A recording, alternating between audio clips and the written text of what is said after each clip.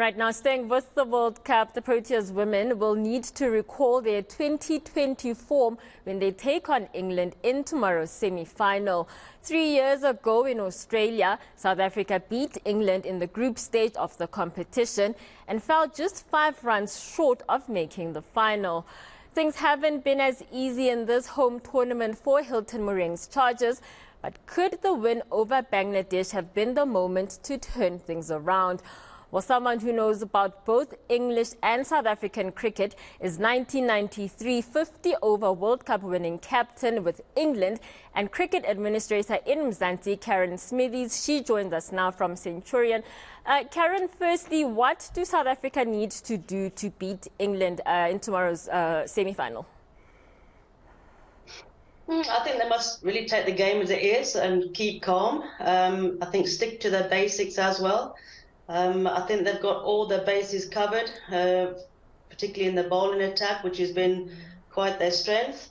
And I think the game against Bangladesh, winning by 10 wickets also really could stand them in good stead for the semi-final under pressure.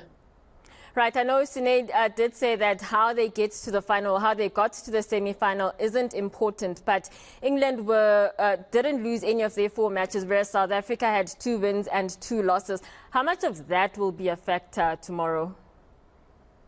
I think that's all gone before them, so, that's in the past and now it's in the present day.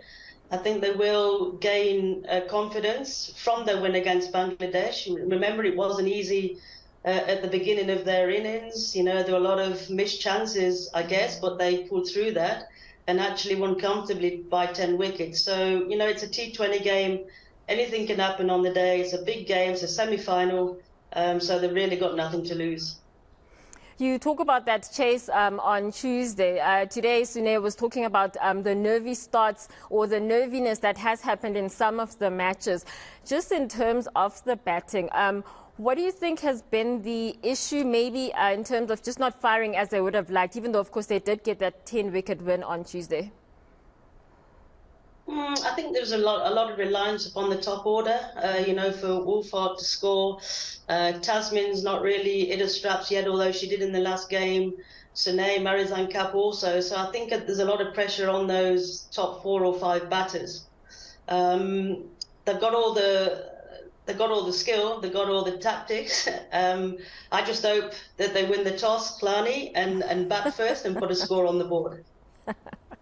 And then just speaking about the toss and the conditions, I mean, leading up to the tournament, they were in England, in East London rather, and they, the conditions there were kind of well suited to kind of what they had in Berlin Park especially. How much of that will be a factor going into the semi-final? I think it's a different kettle of fish. I think playing at Newlands as well. It's a 3 o'clock game too. But I think by the wicket today and the game today, it was quite a nice scoring game. So I think that's also set for tomorrow. That's why I would always stand by whatever the conditions, whatever the case may be. In a big semi-final, for me, you've got to win the toss and bat first. Just talking about the first semi-final that was between India and Australia, just who can stop Australia, given just how they performed today? They looked to be losing against India, but somehow things just kind of turned around for them and they were able to get that result. Yeah, I think today just shows, though, they can be beaten. India were really on top there, really throughout the innings. At the halfway stage, I think they were 93, scoring 9.3 and over, only requiring 8.5, 8 something and over. So I think it's there.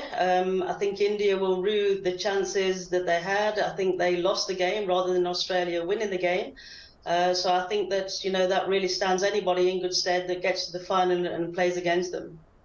And then just a final question, a lot has been talked about this being a home World Cup for South Africa and reaching their first semi-final at home, just in terms of the crowds and what we've seen at Newlands, also in the Eastern Cape. What do we expect, and just your thoughts on the turnout that we've seen so far? I think it's just been unbelievable, Hloni. It's beyond expectations. I think the crowd have been their 12th man throughout this tournament, and I'm sure tomorrow a big semi-final at Newlands. What could be better? I think the crowd will get behind them, be huge as well as and really, you know, help the girls through. But yeah, unbelievable crowds and good for, you know, women's cricket in South Africa moving forward. They see now what the talent there is on offer in South Africa. There's a lot of youngsters at the game.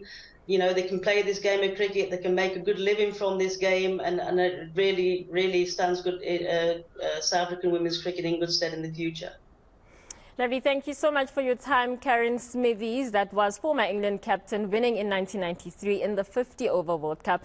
Karen Smithies just talking to us about tomorrow's semi-final between South Africa and England.